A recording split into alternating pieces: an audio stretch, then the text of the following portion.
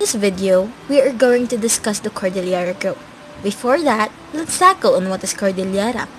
Cordillera is a name given by the Spanish conquistadors when they first saw the mountain ranges, meaning knotted rope. The Spanish term refers to the jumbled rolls and dip of this long range traversing the northern part of Luzon Island. The people in Cordillera are pagan people. They live a simple lives to appease their gods. Their rituals celebrate their daily lives, a good harvest, health, peace, war, and other symbols of living. Such traditions have survived the changing scope of the Philippines, and the tribe continue to maintain their cultures that are a part of the colorful cultural fabric known as the Philippine culture. Here are the places of Cordillera and its dances that we are going to discuss for today. For the Bontoc province, we have the dances Patong, Balangbang, and Takik. For the Ifugao, we have the Talip, Intange, and the Bumaya. For the province of Benguet, we have the Bindayan, Tarektek, and Chumnu. In Apaya, we have the dances Turayem and Sayap. For the Kalinga province, we have the Patong, Salip, and the Gragsakan. For the Itneg, we have the Idudu. And for the Gedang, we have the Bumbuwak.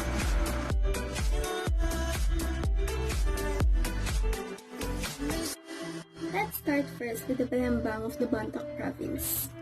Balambang is the modernized word for patong. It was originally a war dance, with much of the movements improvised.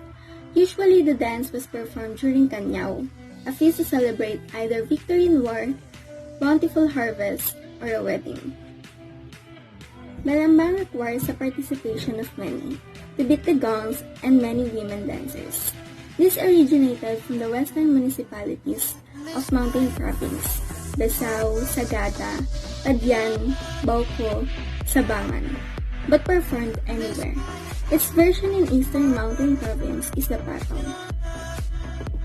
The women self-speaking Cancanese dress is a color combination of black, red, and white, while the women hard-speaking Cancanese dress is composed of mainly red and black with a little bit of white styles.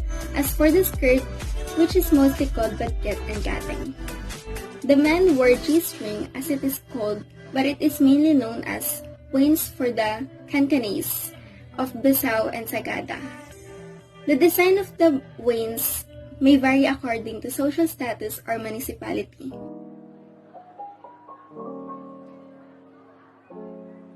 One of the dances that we have for Benguet province is the Bendayan. Bendayan dance is also known as Bandayan.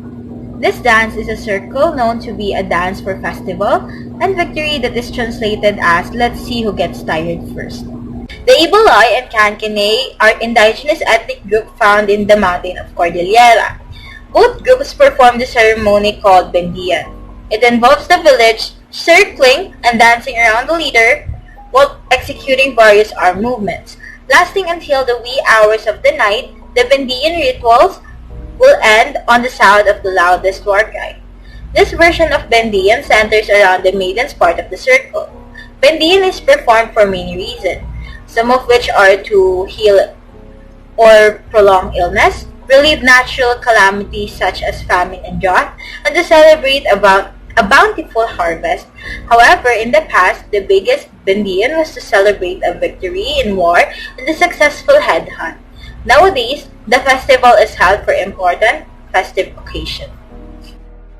For the costume, the Bendayan have the kambal, a long sleeve jacket of Abel Ilocos with broad stripes of blood red, bottle green, blue, black, and white accented with strips of checkered cloth.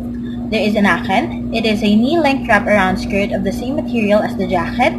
We also have the donas. It is a cloth or belt to secure a skirt on the waist. The headband of Abel Ilocos, and lastly, the akon. It is a coin necklace or seed bead, gold earrings, and bracelet.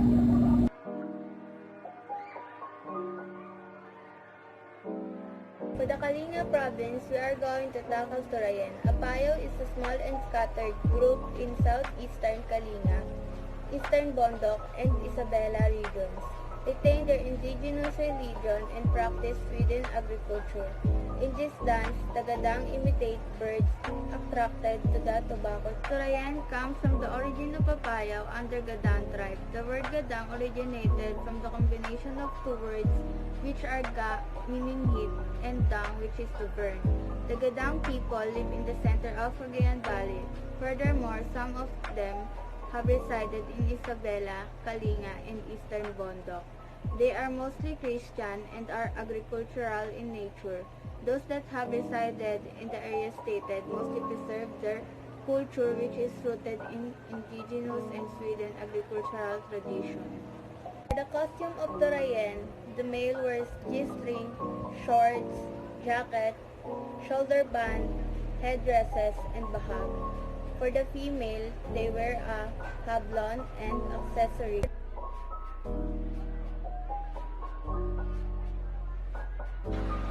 We're now going to discuss the Ragragsakan from the province of Kalinga. Ragragsakan dance is an adoption of a tradition in which Kalinga women gather and prepare for a budong or peace pact. Their work imitates the climb of the rice terraces in the mountain province of the Philippines. Ragragsakan was discovered by Ramon Obusan in Labuagan, Kalinga province among the Kalinga people. This is classified under mountain igorot dances. It is an adoption of a tradition in which Kalinga women gather and prepare for a budong or peace pact. The Kalinga borrowed the beautiful word Ragragsakan from the Ilocano, which means meritment.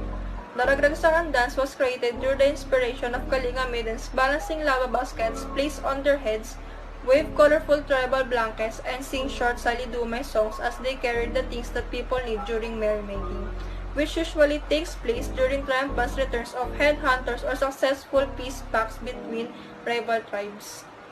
For the costume of Ragragsakan, the women carry a water pots on their head and wear colorful hand-woven blankets of life around their necks.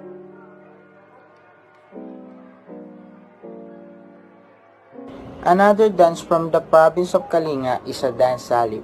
Salip is a Kalinga dance in which a warrior is depicted claiming his bride by giving her a matrimonial blanket. The woman then balances several clay pots on her head and follows the man, an action expressing submission. The man action resembles those of a courting rooster. There is also version of this dance performed with two men competing for the woman's favor.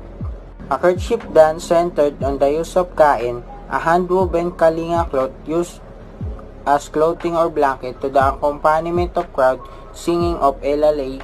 The man thrusts his arm initiating the movement of roosters, while the woman simulates the movements of a hen. The dance ends when the woman finally gives the kain cloth to the man. For the costume of salip, they have the kain or the blanket and the clay pots.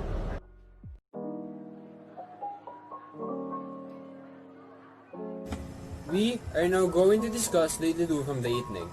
E12 is a tribal dance from the Abra province in the Cordillera. This dance depicts a day in their life, family life in the Itneg or Tinguan tribe. It tells the story of a father plowing the field as the mother cares for her children. The E12 stages a common family life in the Itneg or Tinguan society. It illustrates the family as the main foundation of the tribe's community. It depicts a father plowing the field while the mother caring for the children. But as soon as the father finishes work, the mother takes over on planting, sowing and all the remaining chores to do in the field. At this time, the father is left to take care of the kids. During the dance, a local singer breaks into an idudu or a lullaby to put the baby to sleep. Idudu, a dance taken from an idudu lullaby, obviously portrays the different roles in a Tinguan family. For the costume of idudu, a native woman dress is the dress worn by women, and a tap is for men.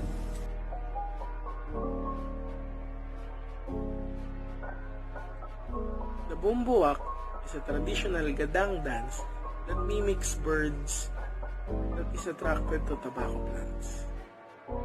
The gadang are an indigenous Filipino people, a linguistically identified ethnic group sharing centuries of residence in the watershed of the Cagayan River in northern Luzon, Philippines. For the costume, they wear harangal, puton, kapit, sayat, and apag.